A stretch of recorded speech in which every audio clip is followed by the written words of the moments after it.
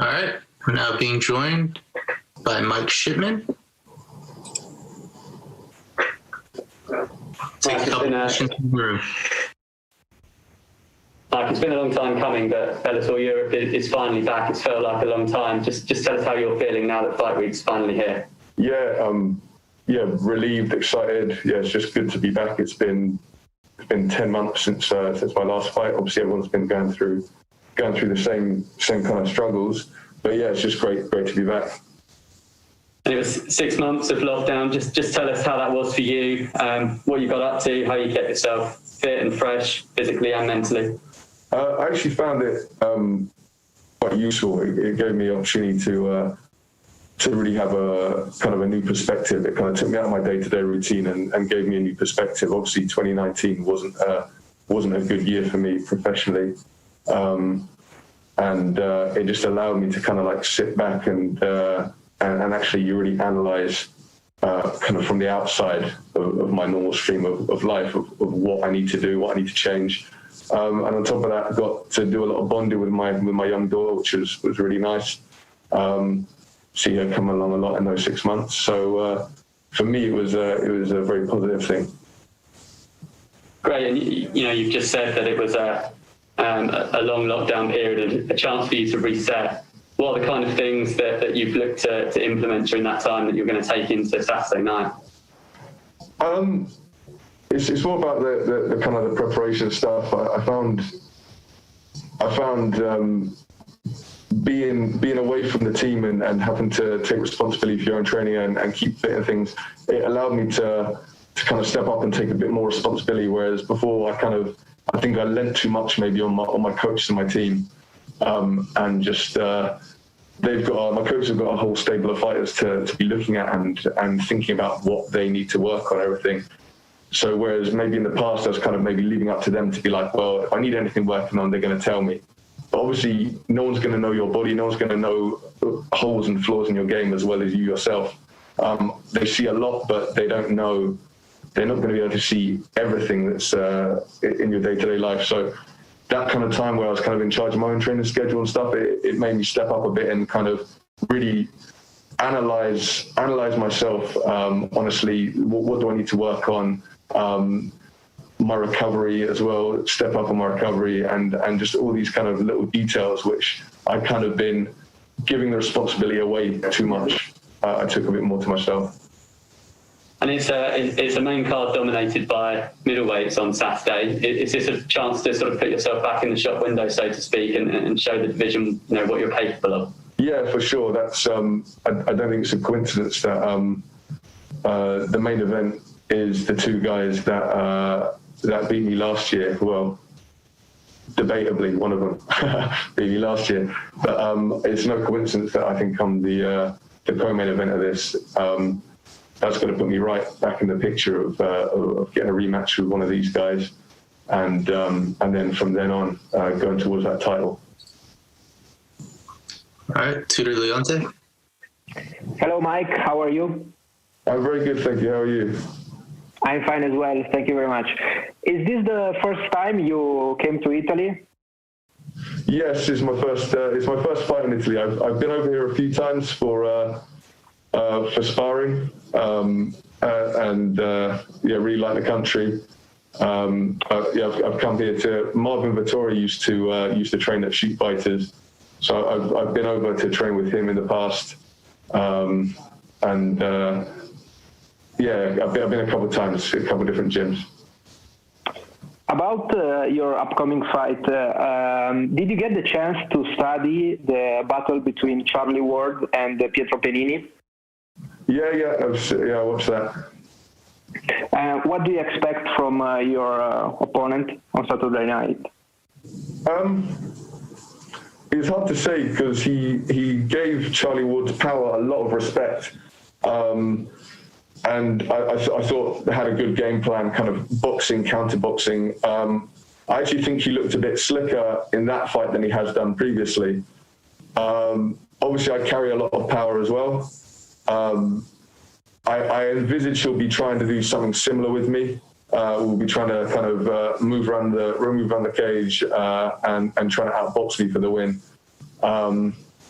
but having watched his previous fights as well, he likes to come in and mix it up as well. But judging how the last one went, it worked for him. I think he'll be going for a similar game plan with me. Last one for me. In case of victory, would you like to challenge whoever is going to win the main event for a rematch? Yeah, 100%. 100%. I want to fight the winner of that. The Fabian fight is. I don't think anyone won that fight, to be honest.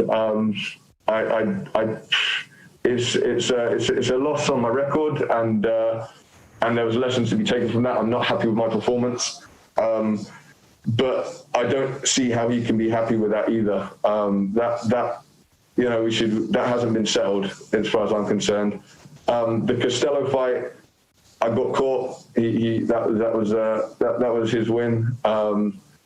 But for me, again, I watched that fight and I know how I feel in that fight, and I feel that's a winnable fight for me as well. I felt like I was in control, and he caught me, and that's the game. That's MMA. But I think we run that back again.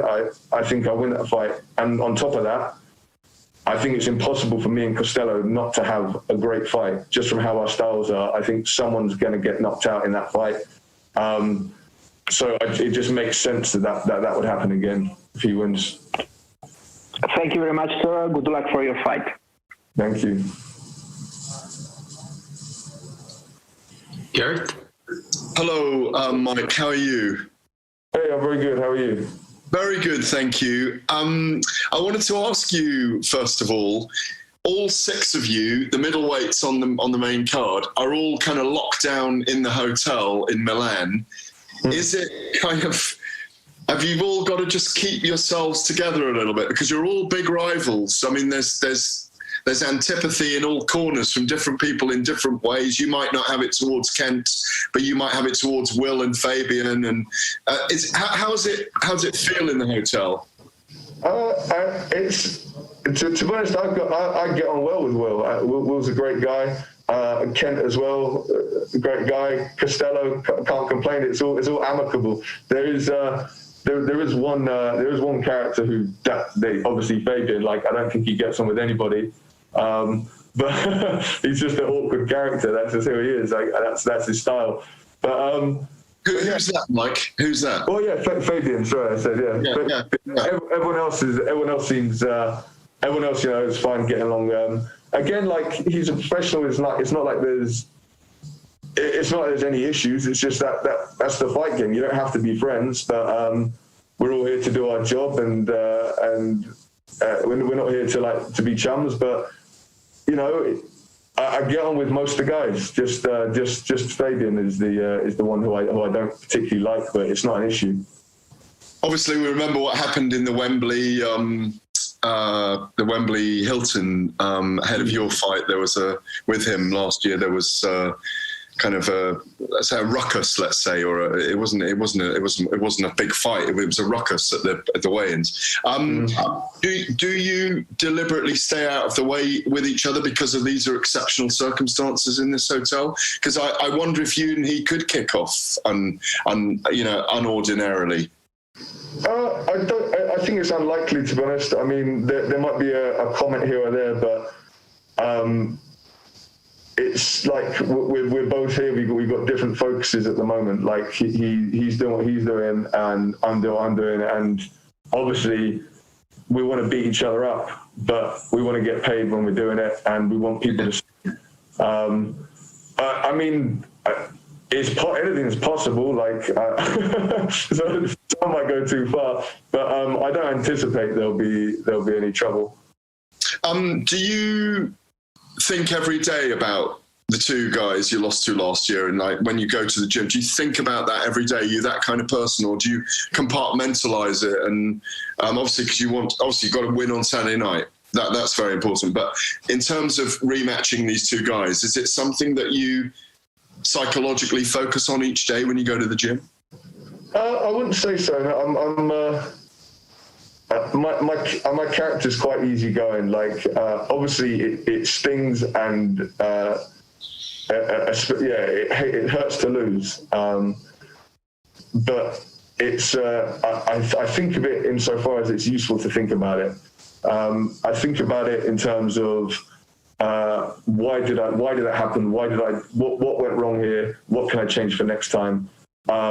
Particularly with Fabian, there's been a lot to break down and think about that fight, because really that was mine for the taking in a lot of ways. Like it just being a bit more tactical with it, just like holding the top position instead of letting him stand straight back up. And on top of that, I think just my attitude going in of looking to win a fight, to win a decision when I should be in there fighting. So I think about it insofar as it's used to think about it. It's not something I lose sleep about. That's not necessarily my personality type. I mean, obviously, you keeps you up a bit the first couple of weeks or so, but beyond that, it's counterproductive. Two more questions to me, because the others have asked a few of the things I wanted to ask. You were talking about you were stepping it up. It was really nice to hear that you were taking things into your own control and empowering yourself in lockdown with your training systems. Did you do anything different to what you had ever done before? Like, did you go rowing? Did you go cycling? Did you paddleboard? Did you do cross training in any other way? What were the novelties of lockdown that you haven't done before? Okay, one of the things is just I set up my weights in my garden. I started running a bit more, and once it was allowed for professional athletes to get back into training, but we had to still be socially distanced. There's a CrossFit gym nearby that really helped us out, called CrossFit Kia. So they actually looked up the guy who runs it. Actually looked up the legislation. And he got us back training slightly earlier than we would have done otherwise, which was very useful. But mainly the thing was, it's not so much the training methodologies or anything that I needed to change. I mean, it's like London Sheep as the coaches, they really know what they're doing. But what I'd done is I'd become a bit psychologically lazy in terms of I trusted the coaches so much that I put all of the burden, all of the onus on them. So when I was done in the gym, I didn't really have to think about it anymore, because they took care of the thinking, they took care of what I needed to do, what training, what I need to work on.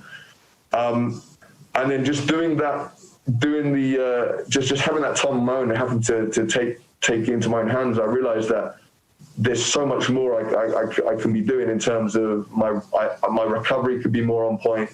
I can be sitting down and just breaking down the things I need to, like mentally breaking down my day, what I need to work on, what I need to improve, and then acting it out through shadow boxing, which is for me a tool. I've told so many times how invaluable it was, shadow boxing, but really I hadn't really done it as much as I should have done and visualized as much as I should have done. So again, that was very useful. So I'd say, it was about just taking responsibility for my own development and the